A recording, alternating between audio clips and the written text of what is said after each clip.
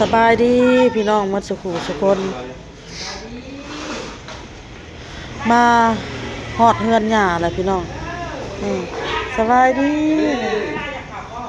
อ้าวจำมั่มขนาดนั้นวะพวกเท่าโตพวก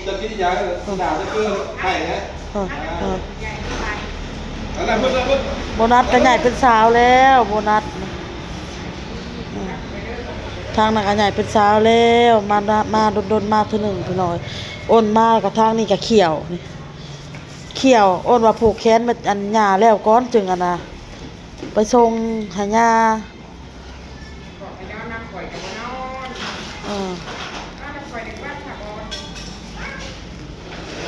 มาอยากนอนอยากมานอนพุ่นว่าโดนเขามาเถื่อเบิ่งเล่นดิพี่นอนเฮือนหญ้าที่แรกอ้นอยากให้อยู่ผูกคอผูกแขนนี่ผูกแขนหญ้าพี่น้องงานบวชนี่แหละอาตมีตำกันอ้าวดีใจใครเอ่ยมาเลย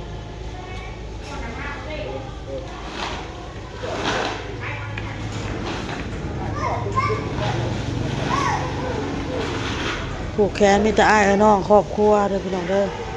ครอบครัวของบ่าวเต้อ้ายน้องของบ่าวเต้นี่แหละพี่น้องผูกแขนไผมาเอ้ยเพื่อนลูกป้าได้นกเลย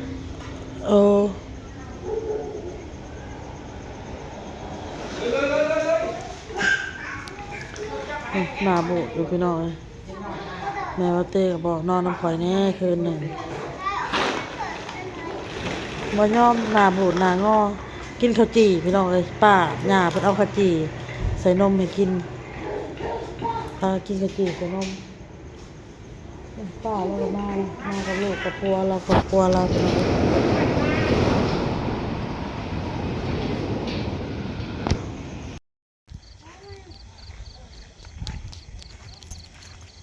มาฮอดเรือนหญ้าน้องบอลล่ะพี่น้องเขี้ยวแม่ไปส่งเฮาไปส่งเฮาเขี้ยวอยู่เบิ่งเราจิกพี่น้องเอาผ้ามาจิกบ่ให้ลมมันนั่นตีเข่านะมันหนาวนี่มันลมนอนกอดลาวด้วยลูกเด้อหนาวเด้อยินบ่เย็นนะแบบนี้พี่น้อง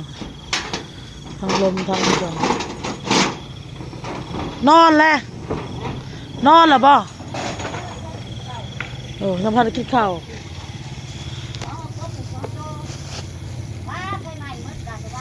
โอ้ไฟไหม้มืดมากแต่ว่า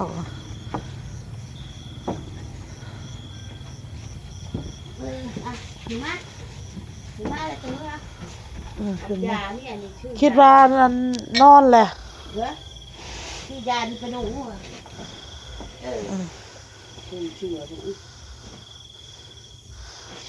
ยังมาได้กินข้าวบ่ยังเบิ่งปิ้งกบเพิ่นไฟไหม้เพิ่นกินแล้วกินข้าวน้ำเฮาเข้ามานี่ปิ้งปลาทูแกงหน่อไม้แล้วก็ซุปผักเบิกชิงกัน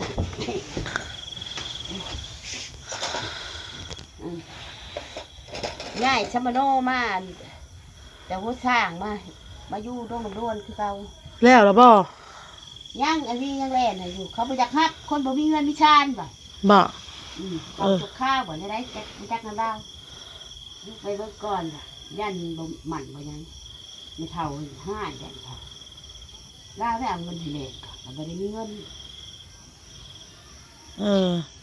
เท่าแหละมีฮักอ้องแล้วเอาเงินที่เล็กไปใช้บ่ได้ปวดขาไปได้อยู่แล้วแต่ฉันนั่นพอได้กินบ่ได้เงินบ่ได้ไปก้อนเฮ็ดเฮือดสเต็งนั่นน้ำบ่อาบใส่น้ำหอมเอาบ่อาบแล้วบ่น้ำอาบแล้วบ่ก็ได้ว่าน้ำบ่อาบอาบใส่มันหอมใส่ดิวันนั้นมันคิ้วมันเหม็นเลยมันอยู่น้ำหอมมันใส่น้ำหอมเลยเขียวเฮาเลยมาผูกแขนหญ้าทวดอยู่เฮือนน่ะมาผูกแขนหญ้าทวดเฮาเราบอกให้อยู่ผูกแขนก่อน แล้วจึงมา มาหาแม่ เขียวอยู่เขียวเฮา เอ้ย ไปอาบน้ำได้ลูก อาบแล้วอาบแล้วก็มา ว่าขึ้นฮอดมึงดูแต่บ่มีเงินฮะเพื่อได้กินไปบ่ได้อ้อมก็บ่ได้ไปทั้งใดเบิ่งเขาเพื่อจะได้กินได้ไหมเขากับกบกินไหมลูกใช้จาน กินได้แม่คันอยากอะกินได้แม่ซะ ฮะนี่แหละ กอดแล้วแน่แหละลูกเจ้าบ่คิดฮอดบ่หย่านะกอดเราแพงแล้วแน่ ขึ้นฮอดนั่นแล้วจิตใจจะขาดเลยจะไปนี่ได้มันบ่มีเงินดูเอ้ยไปก็ได้ชิดเช้าพันสิไปโฮมเป็นบ่เนาะนั่นเนี่ยพอจะได้กินซื้อข้าวซื้อหยังได้ก็พอได้กินมื้อนี่ก็สิไปเมียนขอไก่แล้วบักอ้ายก็ไปน้ำบักเดงยังถามอยู่เมื่อมื้ออื่นนี่จะบอก เมื่อมื้ออื่นหักสิผู้แหละช่วงบ่ายๆผู้แหละ เดี๋ยวจะมาเอามัน รอบบ่ายบ่อยากเมื่อค่ำเมื่อมืดปานน่ะ เข่าบ่ โทรพี่ซักเขาจะโทรหาเจ้าบ่ได้ติดทางกูบอกบอลนะบอล ฉากมื้อนี้บ่มีใช้ฉากขอใช้ฉากมันสเตะฉากลงเบิ่งดูหามันเข่าบ่มันอันโทรศัพท์อันคอของเขาอันแต่ว่าซิมของข่อยมันบ่มีได้ซิมนี่ข่อยหาบ่เป็นอันเบอร์เจ้าหั่นหากระชากมื้อนี้เดี๋ยวเราโทรเขาเบิ่งดูมันเข่าบ่ มันคือสิประหยัดแบตโนเกียนี่เบิ่งมาเบิ่งดู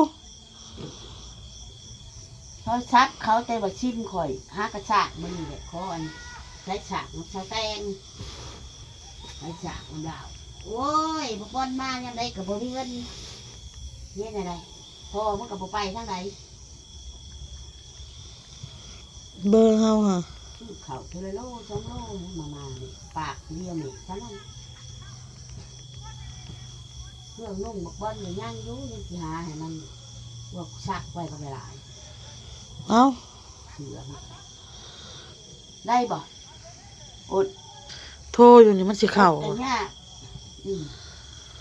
บ่มีเงินมันบ่ไปเด้เงินบ่ได้เข้าบ่ได้เติมเงิน เอ้าหมอดแผกผัดมืดใต้แผกคือใครแน่เนาะพี่น้องเนาะ มันเข้าบ่ อันเนี้ยโทรอยู่หันได้สาบอนเบิ่งดูห่า ได้หมด ละหมอดเลยมันบ่เข้านะต้องใช้บ่มีเงินบ่ มันดีตัวนี้ก็ยากเนี่ยใช่ครับ โมงกับ8 โมงแล้วพี่น้องยังบ่ได้ฮอด8 โมง เลือกที่เลยใช่ครับขอใช่ครับค่ะกด เข้าแล้วนี่เข้าแล้ว ฮะ เข้าแล้วติดแล้วว่างโลดบัดนี้ ไปไว้เนาะ ว่างแล้วบ่ เติมเงินหรือโทรบ้าง สงสัยบ่มีเงินแล้วมันสะกิดเข้ามาเมื่อกี้นี่มันเด้งเข้าพี่น้องเอ้ยหนังจะน้อยก็เมื่อแหละเมื่อผูกบ่ได้เฮ็ดผูกแขนใหญ่ดอกผูกแขนเฉพาะแต่ในครอบครัวเขาไอ้น้องเขาซื่อ มีเข่าไว้ลูกไม่จะหาให้ ๆกินข้าวจี่นะหย่าเอาข้าวจี่อันใส่นมพากันนั่งกิน มันหอดกินเลยเลยอยากให้ได้แก้วผมแก้ว มันอยากอยู่นะ มันแนมอยู่มันอยากอยู่ แล้วมาไอ้ที่มันฉุกเฉื่อมันก็คือมันนั่ง ยันบ่มีว่าลามือละเขาเฮียน เลยบ่มีเงินเจ๊จะไหนอ้องบ่ได้ไปหาเงินน่ะแน่ชะมโนก็ไม่เท่าได้เงินเราเท่าเอาหักไม่หักคิดชะมโน500,000ให้ดีแล้ให้ดีครอบโลแหละนั่นแหละลูกกินลูกเขาก็ปก พาหย่าพายันลานมันเลยกิน คุณต้องเลือกเอาเลยจะอยากน่าแกงบุญเขาเอาไม่ดีเนาะบุญยา ทำกินข้าวพากันกินข้าวเลยพากันข้าวมาสุภาพกินข้าวแล้วจะข้าวมาจังหวะได้ยินบ่แม่สุภาพกินข้าวแล้วสุภาพก็พากันข้าวมาข้าวมาฮอดนะย่าเฮาเอาข้าวจี้อีก แม่บุญยาฮอดเข้านั่นเห็นร้านมาแล้วก็ได้คือฮอดร้านน่ะจิตใจแล้วฟันเห็นมันเรื่อยๆอยู่ฟันเห็นมันน่ะนี่แหละฟันเห็นกับบุมีเงินอยากไป เฮาหายเลยเฮาหายมันเลยหายมันบ่นั่นมันหมักลืมมันบ่เอาใจใส่ มันเอาเห็ดแตะน้ำว่าวขมุกขมุม อย่าให้มันร้ายโอนเลยอีต้นมันจะเฮ็ดได้คอยบอกคอยช้อนเอา ก็คอยบอกคอยซ้อนนี่แหละก็ให้เอานี่แน่แหละเพราะว่า คอยมี คันเฮาเว้าดี ไปแลกคอยมีเงิน มันเพราะว่าเฮาอัน ไปแหละพยายามมันแหละอันนี้ละฮะก็พอได้กิน ให้หมดบ่แม่นว่าให้แต่อ้ายน้องเฮาก็ให้เฮาก็ตีถามโลดมันน่ะเฮาตีน้องมันก็เห็น ให้เขาร้าย ตีมันจนไห้บ่ออกบ่ออโต้เฮาตีน้องมันน่ะ แต่ว่าหมออ้ายนี่ยังบ่ทันได้ถึกอันตี แต่หมอน้องหันเจอเลยตีเลย มันคนบ่อยากเต้นปันใดมันเฮ็ดบ่มันเว้าบ่อยากโคนมันละเฮียนกับอันนั้นได้ขัดไปให้มันละยันมันลงไปเลยนี่แหละ ให้บอกให้อยากให้ฮู้จักความมาแล้ว เรื่องอาบน้ำอาบในบ่เรื่องการอยู่การกินบ่ให้ฮู้จัก แบ่งให้ฮู้จักจง ว่าแม่ได้กินและบ่น้องได้กินและบ่ให้ตัวเองฮู้จักความเวลาย่างออกจากเฮือนลงเฮือนไปใส่เกือบใส่แพร ร้านได้บ่ได้มีเงินนี่แหละไปกับมื้อได้ไปก็ไปได้โอนมื้อได้ไปบ่ได้ก็ค้านอยู่นี่นะกระเดิบกระเด็บออกบ่มากินปลาดุกนี่นะบ่ได้แม่นแนวอื่นได้เจ็บตีไปฮอดตลาดเขาสิว่าอีนายนี่บ้าบ่ตีขาตัวเองแล้วมันปวดแฮง ปวดเลยอะ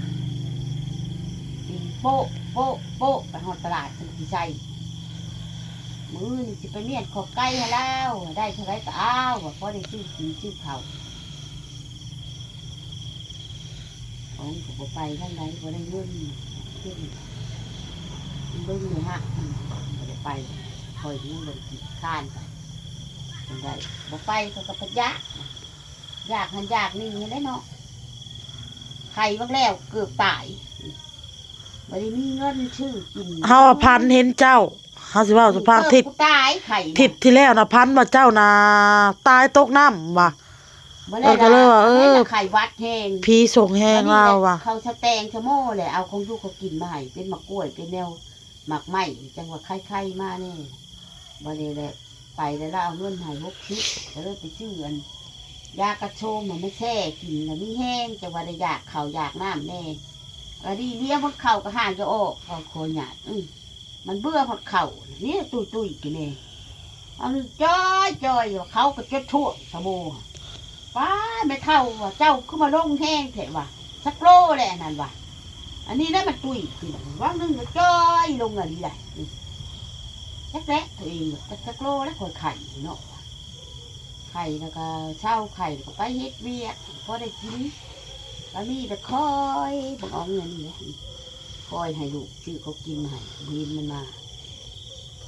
แล้วก็กินข้าวจับเกลือได้หาเอาน้ำซีอิ๊วกลัวน้อยมาให้จ้ำกินอันนั้นแหละ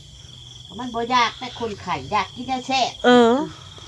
คนไข่เป็นเงินพอบ่มีมันตายแล้วตายปั๊บบอนแล้ววันนี้ว่ะว่าจิตายคักๆเลยบ่เช่าไข่จักเถื่อเอ๊ะแล้วก็ยังบ่เช่าจะมาไข่เฮิงแท้ว่ะ วัดบางดูมีจัดเล็ดบ่อยู่ลูก แล้วว่าจะตาย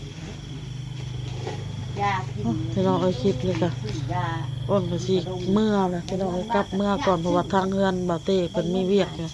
มันคอสิเป็นอะไรจ้ะ ไผขอ บักอ่องอะไร เอามาเป็น ไปอาละไมน่ะแม่เฮาได้50เฮาบ่มีเงินบ่มีเงิน50 หน้าที่สิเอามาให้แม่มาขอนำแม่ซ้ำเนาะหน้าที่สิเอามาให้แม่มันมาขอแม่ซ้ำ มาขอมีได้เงิน50บนแม่มีบ่50เขาว่ามีรู้ว่ะเขาว่ามีแต่50ก็ได้เอายืมก็เด้อว่ะเฮาได้จะมาใช้เฮาบ่มีเงินว่ะ บ่ได้คิดได้ว่าอีแม่จะมีบ่เขากินจะกินหยังเฮาลงไปหาแล้วว่าสิโฮมเนี่ยเงิน50ประกันภัยว่านนี่ก็แบบมีเงินแสนนึงก็ผัดชุกมาเอาเสีย